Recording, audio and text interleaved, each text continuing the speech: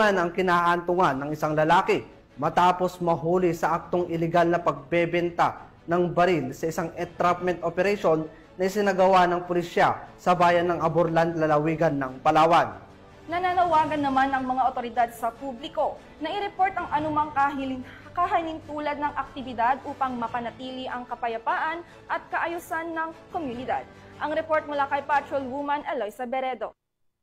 Isang 49 anyos na lalaki ang naaresto ng mga otoridad matapos mahuli sa aktong nagbebenta ng iligal na baril sa isinagawang operasyon ng Criminal Investigation and Detection Group, Palawan Provincial Field Unit, katuwang ang Palawan Police Provincial Office noong ika-17 ng Mayo taong kasalukuyan sa Purok Pasi-Pasi, Barangay Iraan, Aborlan, Palawan. Kinilalang sospek na si alias Kutat, may asawa at residente na nasabing lugar. Ayon sa ulat ng operasyon ay isinagawa sa ilalim ng Oplan Paglalansag Omega bilang tugon sa paglabag sa Republic Act 10591 o Comprehensive Firearm and Ammunition Regulation Act at Batas Pambansa bilang 881 o COMELEC Omnibus Election Code.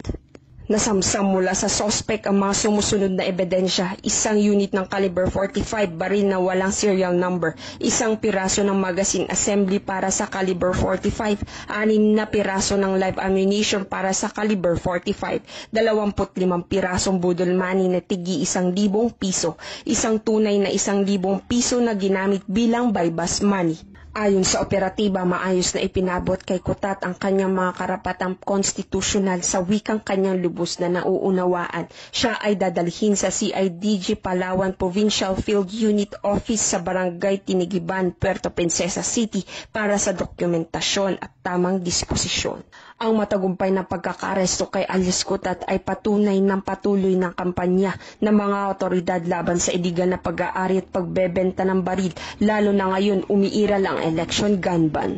Sa pamamagitan ng Oplan Paglalansag Omega, muling na ipamalas ng CIDG Palawan Provincial Field Unit at Palawan Provincial Police Office ang kanilang dedikasyon sa pagpapanatili ng kapayapaan at kaayusan sa lalawigan. Isa itong paalala na ang batas ay mahigpit na pinatutupad at sinumang lalabag dito ay mananagot.